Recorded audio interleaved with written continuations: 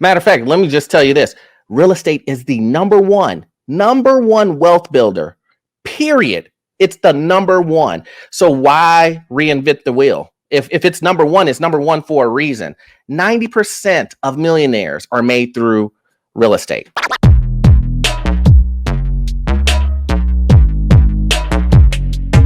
What's good, everybody? It's your boy O'Shea Duke Jackson, back at it again with another episode here on the YouTube channel, brothers. And I'm just so glad that you brothers are on. And I've been doing some more African-American male professional videos with a lot of talented brothers in the business community. And you guys were just showing so many comments that I should do more of these videos. And so, well, I have somebody here today.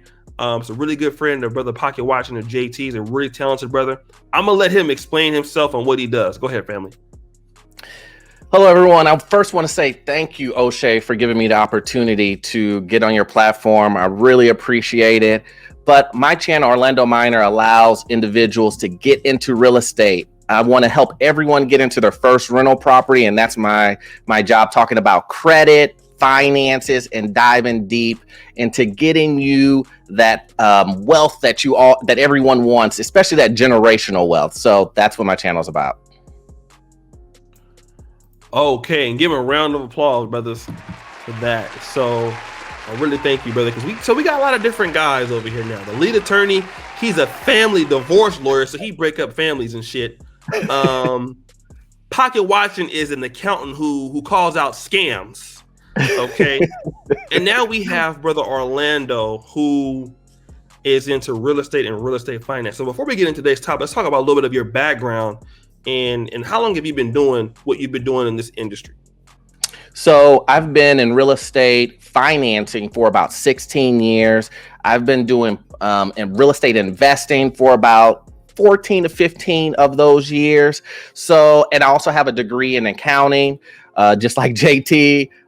So, the name of the game for me is numbers. I love numbers, and it really comes into play with real estate.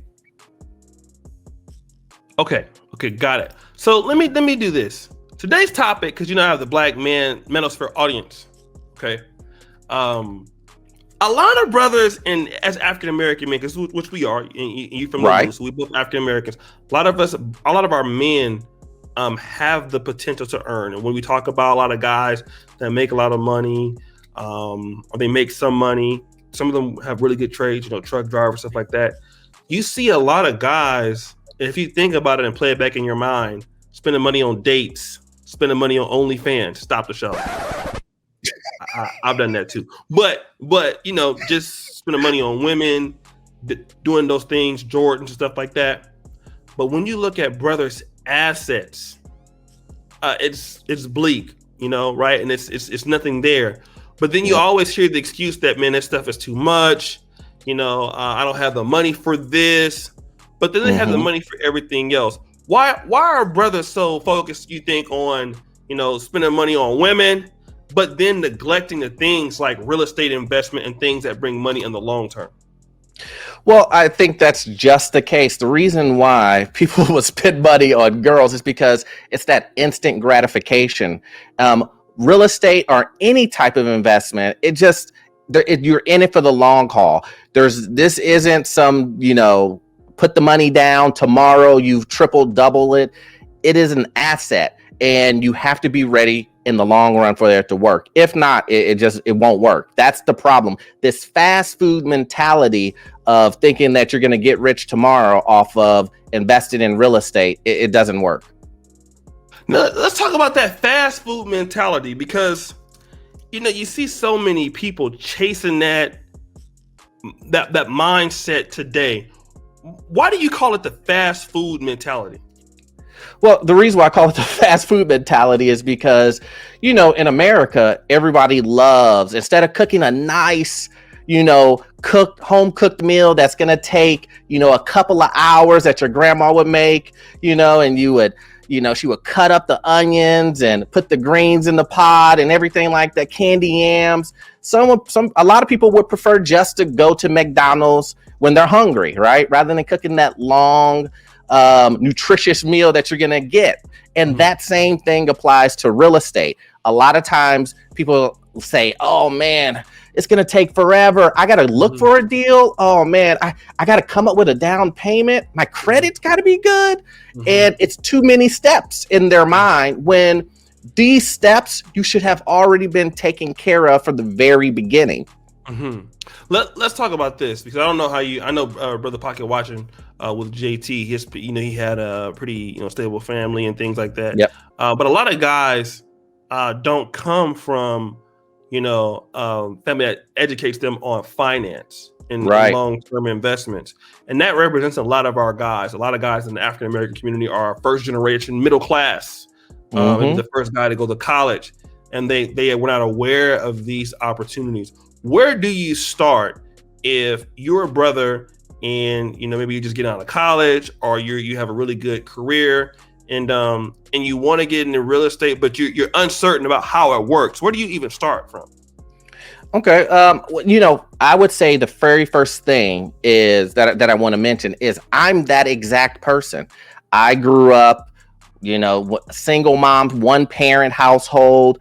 We grew up poor on food stamps. You know what I mean? Like, in government assisted housing, like that's the way I grew up. Right. And so I totally get that. The way that I tell individual young brothers that are trying to get into real estate where to start is the easiest places to start is trying to find housing for yourself. If you can, you need that, right? Instead of paying rent to someone, find a house or a duplex, single family, a triplex or fourplex.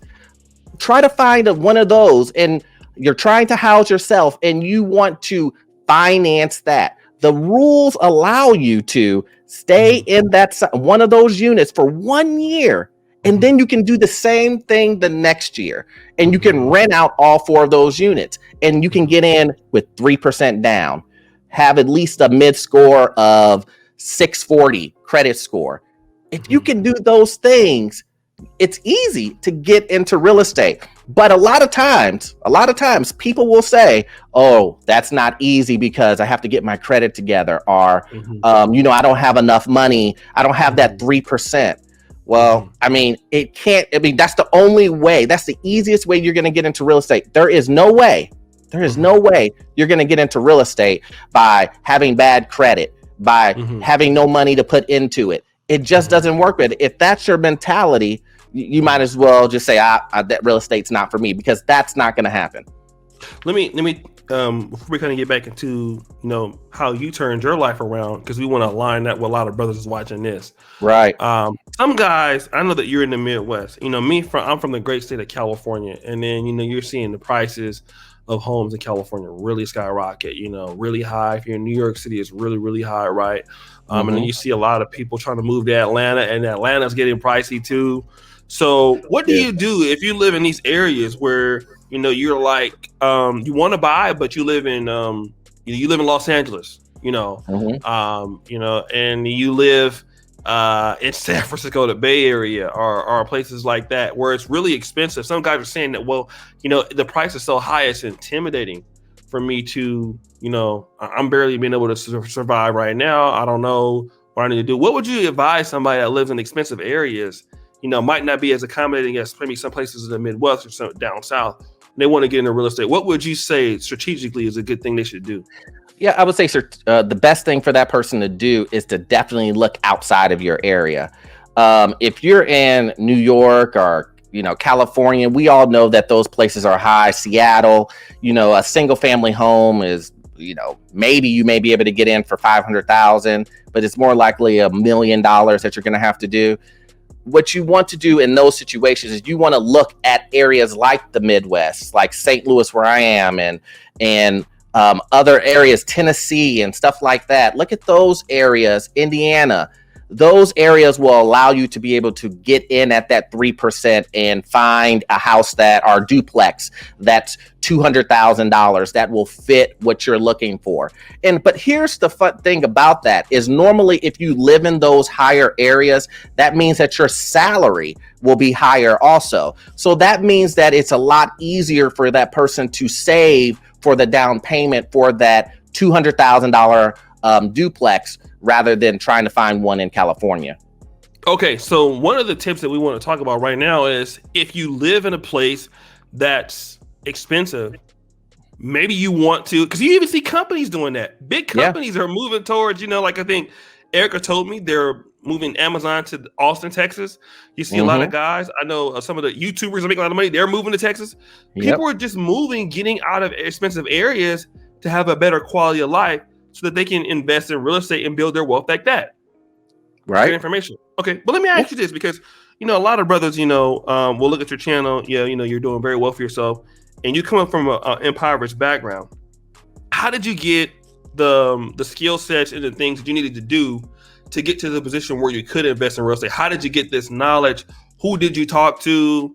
How did you go about that? Yeah, how I got into it first was when I wanted to get into real estate. One of the times that I was really looking into it was when there was this really big fix and flip thing going on with, like you see on TLC and all this other stuff. And I was kind of interested in that. But the problem is that they had a lot of money and I didn't have anything. Like, I was dead broke. Yeah. So what I end up doing is I'm telling my age here. I went to the library. I went and bought books off of Amazon. I went and I dug as much as I could into the information that was provided to me in those books. I was highlighting books like do this, do that, do that, and I just built. And even my company, as today, I started that as it was trial and error. It was calling people, making mistakes, learning from those mistakes, do it again over and over and over and over again. And that's how I built my company. And that's it. That's how I built what I have right now in real estate. So my thing is that the knowledge is out there. Google, my channel, and the internet allows you to have all this information at the tip of your fingertips. So we have to use it. Let me talk about, because a lot of brothers, that are attracted to this space, which is, what's the manosphere, the black manosphere community. Yeah, a lot of guys that come over here, some of them have been married. Some have been divorced, lost some of their things in divorce. We had that crowd. And then you have some of the guys that are, kind of dating, maybe spending a lot of money on the girls they're trying to do, or trying to spend money on impressing the women. Trying to do that. And we have a lot of guys from the ages around like 25 to about 35, right? And that's a very tender age, because that's when you can really make a lot of, you can really improve your life or fuck it up at that particular time.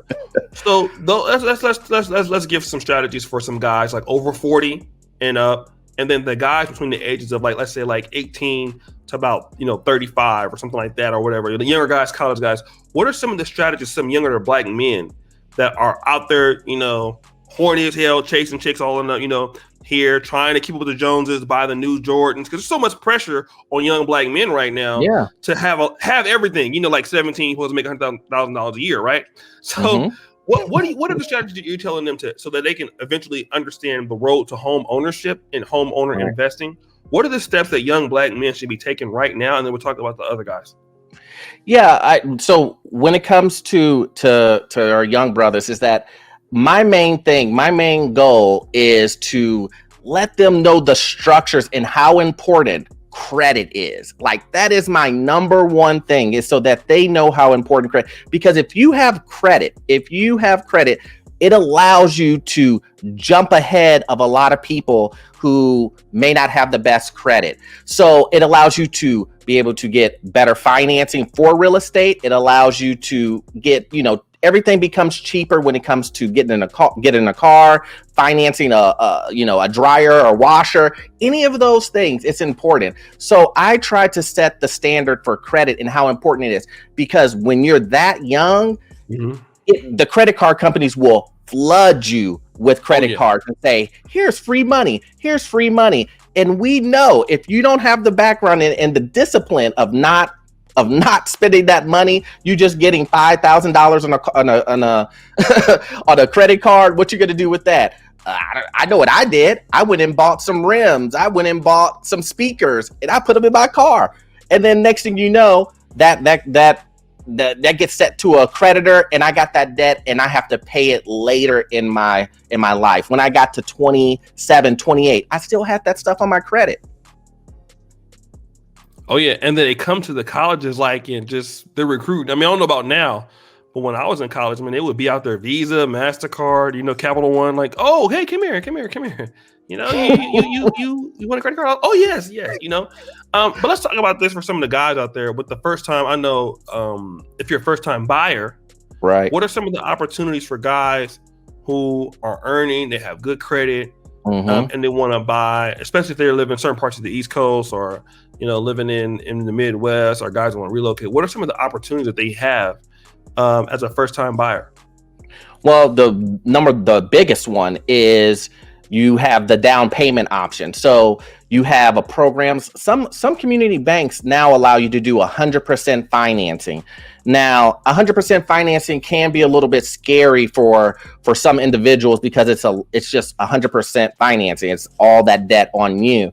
But it's no different than the 3% plan that's offered by FHA for first-time home buyers. So the biggest opportunity be, for everything would be the down payment. And that's the reason why I encourage individuals to do duplexes and up, because if you do a duplex and up, you can have someone pay your rent for you, someone paying your mortgage for you by paying rent while you're living in it. So the pressure isn't so heavy on you to make those mortgage payments. So let me ask you this, because I've heard that strategy before. How do you, because like a guy like me, let's say, for example, I don't know anything about real estate. And I know a lot about this business, but I don't know anything about real estate, just like most guys don't, right? How do you know what kind of realtor to trust? And if it's like, let's say if it's a fixer upper, where right. It's, because some guys have enough connections in real estate to where they can see the value of a house, and then they know contractors and they can rehab a house like you see on those flips. But if you're a person coming in and you're looking to first time buy and you don't know a realtor, you don't have a relationship with realtors, you don't know how good they are. Should you buy a duplex that's already been rehabbed already? Should you buy one that hasn't been rehabbed and try to find your own contractor and fix it up? Right. It seems like it could be somewhat of a difficult process for a guy who doesn't know. Right. What would you think about how did you handle that for a first time buyer? So a first time buyer, what I tell them to do is I say, if you have no experience at all in getting into a rental property and doing rehab and doing all this other stuff, then don't put yourself in that situation to mess up in that scenario, because it's a big mistake, right? So like if you go ahead and you buy this, let's just say you bought a duplex and it takes, $50,000-$60,000 and you don't know how to manage contractors, you don't know what needs to be done, blah, blah, blah, that can turn into a big liability on you. So I tell individuals that are brand new, just go ahead and find a duplex that at a maximum, painting, flooring, maybe some appliances, but we don't want to do any ripping up of walls and making new rooms and trying to fix a foundation. We don't want to do any of that. And then when it comes to finding a realtor, you just go online, you look at some reviews, and then when you call the realtor, you do some interviewing, you ask them, hey, what is your past history of dealing with someone who's an investor or finding multifamily properties? How are you going to walk me through the process? Are you going to do you have some insight when it comes to who's selling properties in the area? And if you get some good feedback from them, then you should probably go with them. And then also too, make sure you ask for some referrals from them so that you can give some of their clients a call to see how well they worked. Let me ask you this, because you have a pretty good video. It's going to premiere pretty soon, but on your channel, there's a video that you're going to be premiering pretty soon called "My Tenant Hasn't Paid Rent in 6 Months." Now it's going to be premiering, I guess tomorrow around. Right. Yeah. So that's something that I'm hearing a lot of people complain about because of, COVID and stuff like that. And the times being uncertain with the new Delta variant that, okay, well, what happens if I get this, this property and I have a duplex and, the tenants are not moving in or they can't pay because, they're losing their job. And, I know that real estate is a really good investment long-term, but, in the short term, I got to pay this mortgage. Right. And so what have your experiences been with managing, people who have lost their jobs or lost their incomes or anything like that? Or how do you answer that question? Well, my number one, if people watch my channel, my number one thing is do not manage the property yourself. If you have no experience doing it, just hire a property management. You pay 6 to 10% on property management, and they take that off of the rents, and they will handle evictions, applications, advertising, and marketing. They'll handle everything from A to Z for you. So that's what you should do. You should go ahead and pay the 6-10%, have them deal with that. They will deal with the whole eviction process. And with this moratorium that was going on, they were, property management companies were filling out application for the applicants to make sure that they got paid. Because here's the thing, they have a vested interest in it also. Because if the tenant doesn't pay, they don't get paid their 6 to 10%. So they have a vested interest with me to get paid. Okay. So that's one of the things is, all right, make sure that if you don't know what you're doing, property management, you can do that. But let's kind of get into a little bit of the red, some of the red pill or the brother pill right. that we talk about over here. Because, a lot of guys are the long-term thing, like, real estate and long-term investments. And I know that you're more of a, just like the stocks, I'm more of a buy and hold guy. You're a buy and hold guy in real estate. I am. And shout out to Brother Blackest Night. I talked to him. It's my brother. He's also in real estate too. His brother in Atlanta. And since he told me about the Yahoo Finance app a while ago, like whatever asset I buy in stocks and mutual funds or whatever, I'm holding that for life. It's mine. Until I retire. And I know that a lot of guys in our community, in the African American community, we, when we're trying to date women and things like that, it's something that a lot of people don't seem as favorable because you're not spending money on flashy things. You're not spending money on the car or on the jewelry. Mm-hmm. You're spending money on assets. And I know assets grow over time, but it's like, that's not what's shiny, right? And you know how our people are. And a lot of our guys get caught up in that with that pressure to show what you have and that pressure to impress a woman and that pressure to do that. How do you fight all of that off to want to become a long-term investor, to understand to wait it out, to defer gratification, to do these steps? A lot of brothers have a hard time with that, but I know that guys like you and me, like that's what we do, right? I mean, we're a little bit older, but for some of those guys that have a problem with that, what kind of mindset or what kind of advice would you give to people that have certain issues with, the long-term investment routes? Well, my advice to that is that first and foremost, I believe that you have to have a strong mindset, a determined asset for something, right? Maybe it's generational wealth. Maybe you're poor and you want to get to here. And a lot of times in our community, we look up to guys like Diddy, Jay-Z, and all these other guys, and we're saying to ourselves like, I want to be there. I want to be there. And if you want to be there and you're looking at Kanye and all these other people, right? The only way you're going to get there is through some investment vehicle. Right. I can tell people to save their money all day long and it won't help you get there. It won't. And so I tell people like you have to have a strong mindset to begin with. And then two, you have to be able to educate yourself. Education is by far the number one thing that you will do that will open your mind up to the possibilities that you can have throughout your life. Because people look at people like, oh, Diddy, oh, Kanye, oh, Jay-Z, and they don't know, man, they have really great portfolios. They sure do. Yeah, I think because if you even look at Tyler Perry, he's a billionaire, and most of that wealth has been accrued through the stock market. Of course. Right. You know, and a lot of times guys don't look at, like, even Nas, you know, a lot of the guys that are popping and Mm-hmm. they might have the bling, but they're not stupid, right? A lot of guys Right. are invested long term, have diversified portfolios. Real estate's a part of that portfolio. Stocks and bonds are part of that portfolio. The businesses is a part of that portfolio. All of these things. But let me ask you also this, because with a lot of our guys that are coming from our community, you know, and it's something I want to talk about, but I have to address it because we're different. Right. We have a lot of guys who are first time middle class, and it's different for some of the whites or some of the other people who are second or third generational middle class, because Right.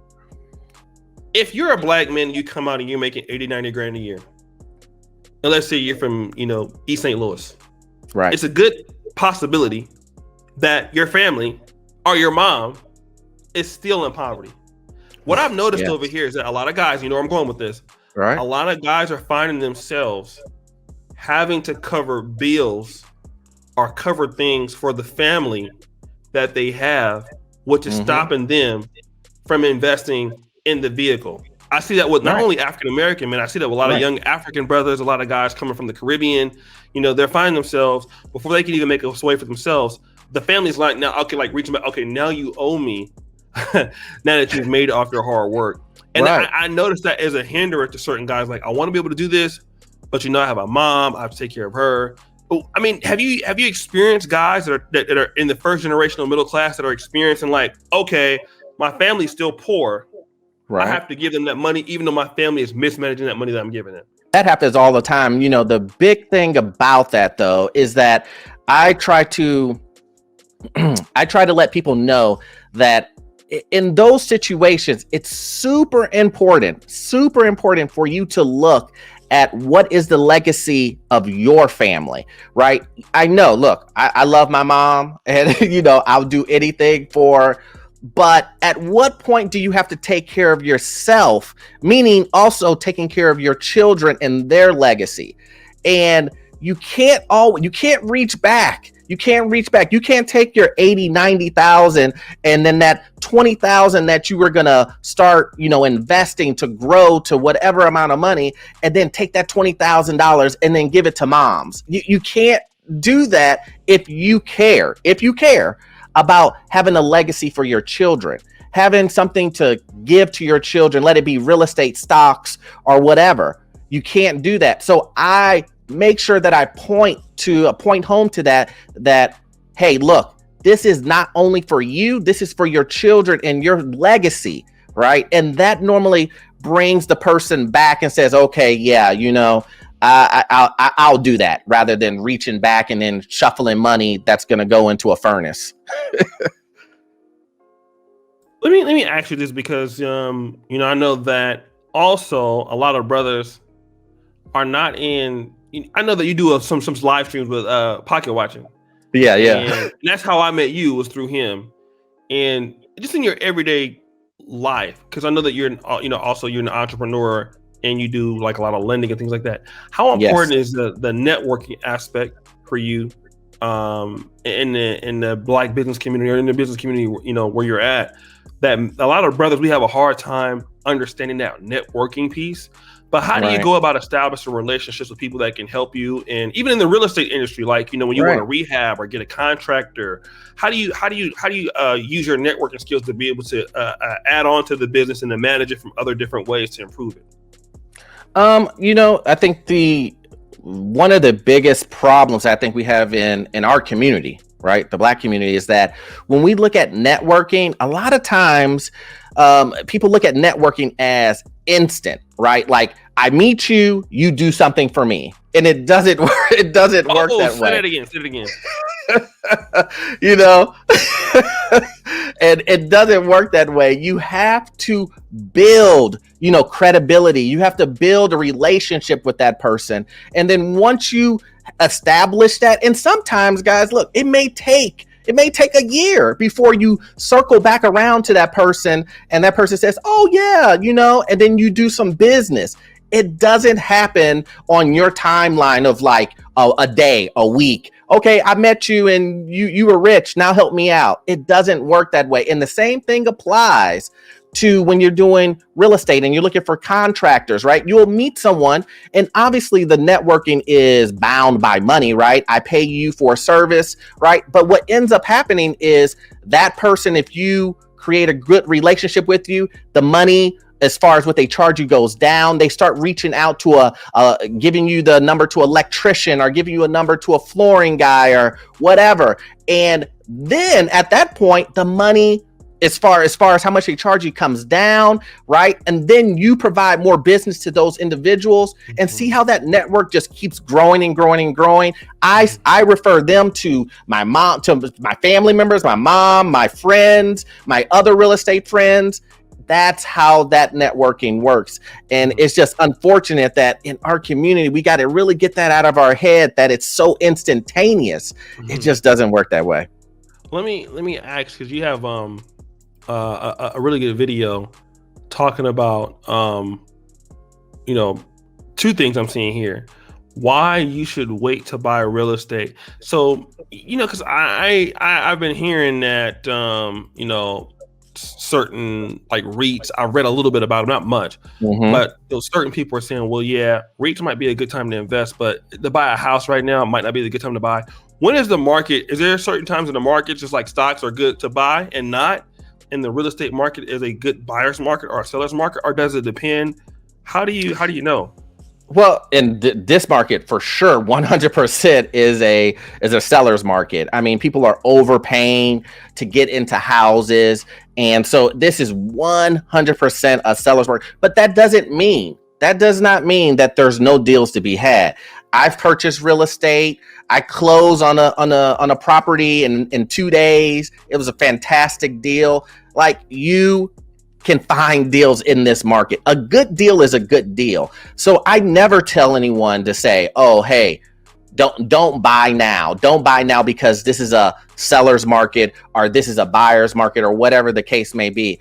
I always say, if you can find a deal and it's a good deal is a good deal no matter what. You do the numbers today, and if the numbers make sense, then do it. Okay. So guys, listen, so the brother has really came out, and I don't think this is the first time I've ever had somebody that had a real estate dedicated channel. I know I gave you a bad time before we started, but I mean, you really have a lot of good things that I see. I know you're out there in the St. Louis area.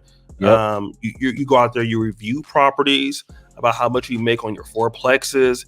Right. You're profiting from your rental properties and things. Maybe we can come back and talk about that in general. This is more of an introduction about the opportunities out there for Black men. And let me ask you this: do you think that ultimately real estate is the best investment vehicle that somebody can make right now, like as far as in the portfolio?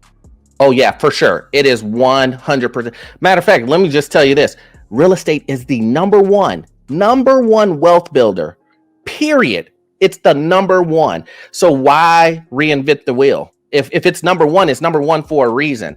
90% of millionaires are made through real estate. 90%. Wow. So why reinvent the wheel when you know what you have to do to get into these properties? I'm telling you, just use your housing. Try to get into these units by getting in, doing 3% down, 3.5% down, get into a duplex. Man, and then start that snowball. Start it. Okay, so brothers, go to check out Brother Orlando Minor. And for the guys that let's just ask one last question. Since you've been young and chased chicks and stuff like that, and now you are to where you are, do you believe that? Well, since I have my assets, women ain't taking from me no more. Like, do you feel like how some guys feel like I got to get it today? But now that knowing what you know now, do you still have any problems dating or anything like that? Like, some guys think that you're going to have problems if you don't have the money right now and don't show it. As a guy who has assets, do you know anybody that has problems when they have assets and dating and stuff like that? Or zero. No, listen. Let me tell you this.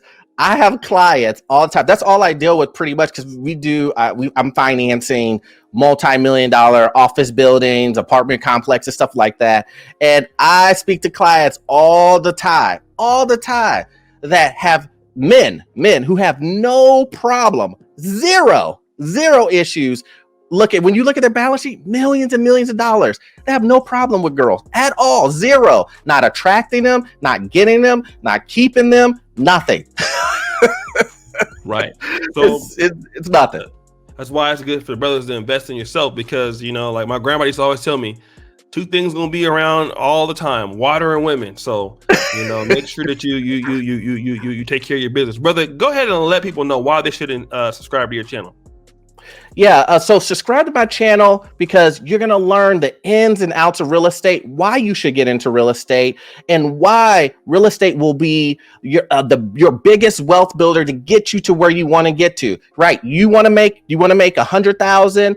Maybe you work a job that you don't like and you want to quit, and you can have that income from your rental properties replace your income. And that's where you want to get to, where you have that passive income that everybody's talking about, right? That says I can make money while I'm sleeping.